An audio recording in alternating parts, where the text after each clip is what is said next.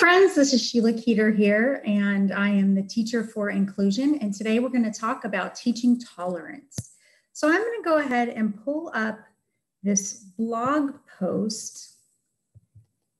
I always go to the wrong screen. I'm going to go ahead and pull up this blog post that I wrote about teaching tolerance in the anti-bias framework.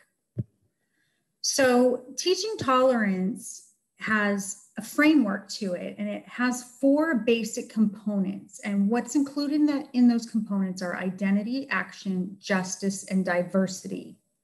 So I start off by teaching students about identity. And before we look at character identity, we look at their identity. So I give them this list here of values, and they narrow it down to 7. And from there, they narrow it down to 3. And they have 3 core values. From there, we do what's called a cultural goggles poster. And cultural goggles can be defined as a set of beliefs and values that we carry with us that affect the way we see the world and how we operate in it. Our cultural values is bias that is unique to our particular background and understanding that each person comes with their own set of goggles. So students do a poster, and then once we get into characters, they can create a cultural goggles poster for characters as well. The next thing that I want to talk about in the 4 components of the framework is diversity. And the way that we get into diversity is by looking at specific texts. So I have some listed here, and basically these texts are about intolerance, because in order for them to fully really understand what tolerance is, they need to see different degrees of intolerance. So we have The 57 Bus by Dashka Slater, which is a book about an agender teen who was set on fire for wearing a skirt. We have Ghost Boys, which is a book about a boy who's killed by a police officer while playing with a toy gun. We have They Called Us Enemy by George Takei, which is a graphic novel about him and his family and how they were put into an internment, a Japanese internment camp during World War II, and left completely homeless at the end, living on Skid Row. The next one is Persepolis, which gives us a look. I like to do this one. It's a graphic novel. And I like to do this one because it gives us a glimpse of, our students, a glimpse of the Middle East and the life of a teenager. And they see all of the similarities between themselves and this teen who lives in the Middle East. There has been a lot of villainization of the Middle East since 9/11. So I think it's really important that they see this and they connect with the character. We also have A Long Walk to Water, which is a book about a refugee and their journey, their tireless journey to find some peace and refuge. When Stars Are Scattered, same topic as the one I said before. The Boy in the Striped Pajamas is about a boy who lives with a father who runs the camp in Auschwitz. And he's very naive to what's happening in these concentration camps. In fact, he thinks that they're just boys wearing striped pajamas. And in the story, he sneaks into the camp thinking it will be an adventure, and he ends up getting killed in the gas chambers in the end. So it's quite a twisted sense of justice. Then we have White Bird.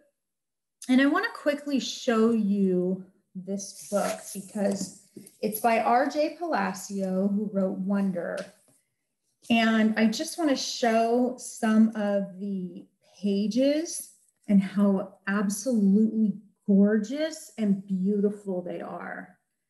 This is a wonderful love story. It's about a girl who lost her parents during the Holocaust, and she had to live in a barn in order to survive. And the boy, the young man that saved her, he was a boy at the time, they grew up side by side, ended up dying in the end. But it is just, it's a beautiful story. And if you can, I would highly suggest that you get your hands on that one. Okay, so returning to this. Now, you may have a district, or you may just not have the funds to buy new books, or you may not have any of these in your library. So you wonder, what can I do? Well, I like to do station activities as well, or center activities. And what I do is I use images, videos, bias tests.